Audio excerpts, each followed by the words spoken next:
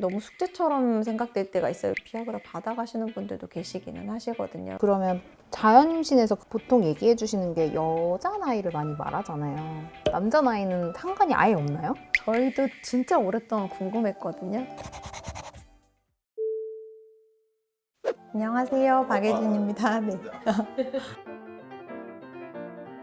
임신 잘 되는 법에 대한 이야기인데 사실 이거를 보실 분들은 좀 절박한 분들일 것 같아요. 보통 우리가 임신한다고 하면은 뭐 날짜가 따로 정해져 있나요? 3, 4개월 했는데 아니면 뭐 거의 한 1년이 다 돼가는데 잘 안 돼요 이렇게 오시는 분들도 있어서 그렇게 되다 보면 마음은 급하고 너무 숙제처럼 생각될 때가 있어요. 기대하는 게 있잖아요. 아무래도 애기다 보니까. 근데 그게 이제 과해지다 보면 남자분들 중에는 비아그라 받아가시는 분들도 계시기는 하시거든요. 횟수가 많아질수록 당연히 정자는 많이 들어가기는 하겠지만 나 오늘도 막 거의 야근하다시피 하고 밤 9시에 퇴근해가지고 막 내일 또 새벽 6시에 출근해야 되는데 막 오늘 저녁 때 2-3번 이거는 불가능한 거라서 그 시기 딱 맞춰서 많으면 많을수록 좋긴 하겠지만 이게 안 된다고 하면 한 번이라도 결론부터는 배란기 때 그때 관계하시는 게 제일 임신 확률이 높아지기는 해요.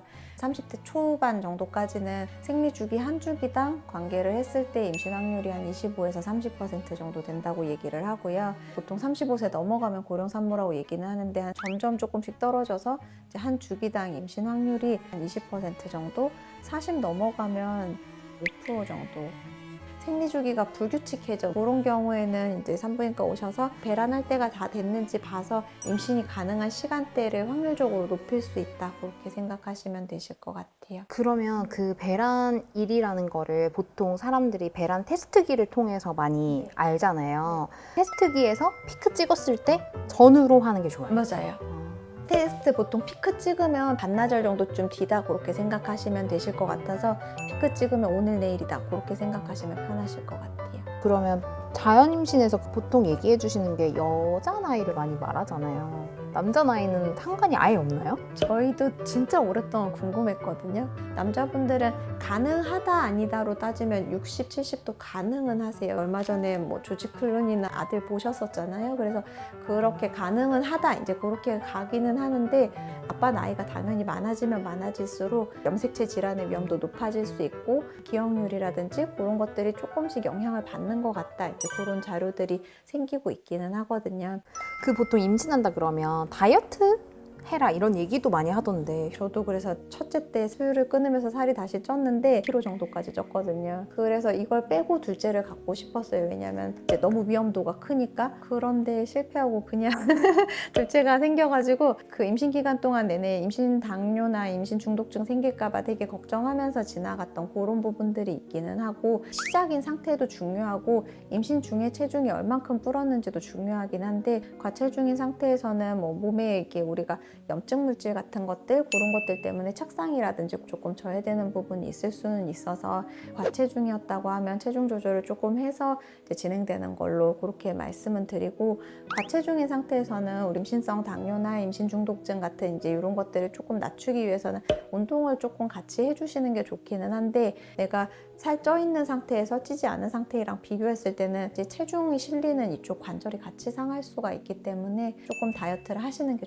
도움은 되실 거예요. 우리가 다이어트 할 때 병원에서 약 처방 받잖아요. 보통 받는 게 뭐 식욕억제제, 그 다음에 이제 변 잘 나오라고 유산균이라든지 그런 식으로 해서 여러 가지가 있던데 식욕억제제 같은 경우에는 머리 쪽에 있는 그런 신경중추에 작용을 하는데 이게 애기한테 초반에 신경관 결손이나 아니면 입술 쪽, 입술뿐만이 아니라 이 입천장이 안 붙는 기형이라든지 그런 거랑 관련 있는 경우가 있어서 임신 준비할 때는 특히 신경 쓰셔야 될 것 같다고 보시면 될 것 같아요.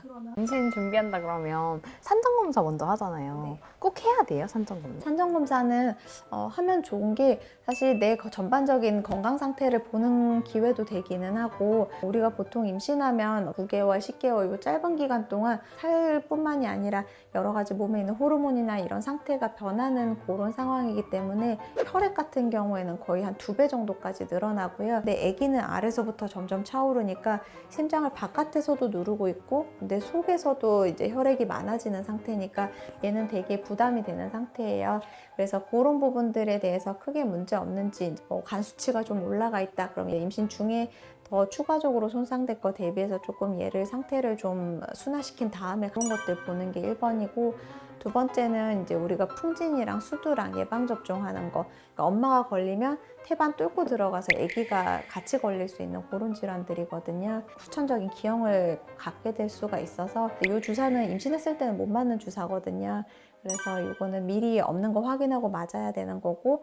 근데 혹시 산전검사를 했는데 임신되기가 어려워요 이런 케이스도 있어요? 네, 있어요. 우리가 자궁이랑 난소랑 초음파로 모양이 괜찮은지 그렇게 보게 되는데, 자궁 중에서 이제 기형이 있을 수가 있고, AMH라 그래서 엄마들이 난소 나이 보는 검사라고들 알고 계세요. 그래서 남아있는 난자량을 이제 생리 주기랑 상관없이 반영하는 검사라고 이제 그런 게 있는데, 그게 35세를 기점으로 해서 또 뚝 떨어지거든요. 그래서 수치가 낮다, 아니면 난 지금 30살인데 호르몬 수치가 막 40살로 나왔다, 그러면 그때는 조금 난임 클리닉 도움 받으셔서 난자를 미리 채취해 놓는다거나 이제 그런 걸 조금 권장드리기는 하세요. 그 임신을 저희가 준비한다고 하면 얼마 정도 기간을 시도하라고 하세요? 일단 한 3개월 정도 해보고요. 이제 3개월 정도 자연 임신이 잘 안 된다 그러면 이제 그때는 그냥 배란 유도 바로 하시는 쪽으로 그렇게 권장은 드리고, 이미 나는 거기까지 자연적으로 하는 거 다 해봤고 조금 마음이 급해지려고 그래요. 그러면 그래서 한 3번 정도까지 배란 유도 한번 해보시고 잘 안 되면 빨리 난임 클리닉 가세요. 이제 그렇게 안내 드리거나 빨리 아기 갖는 걸로 그렇게 안내 드리고 있어요. 임신 사실을 알게 됐을 때 언제 병원에 가는 게 좋을까요? 그래서 통상적으로는 저희가 아기집 생기고 나서 2주 뒤에 아기 심장 뛰는 거 들으실 수 있어서, 이제 소변검사에서 나왔다 그러면 일주일에서 열흘 정도만 조금 참고 계시다가 오시면 아기집 바로 보실 수 있으실 거예요.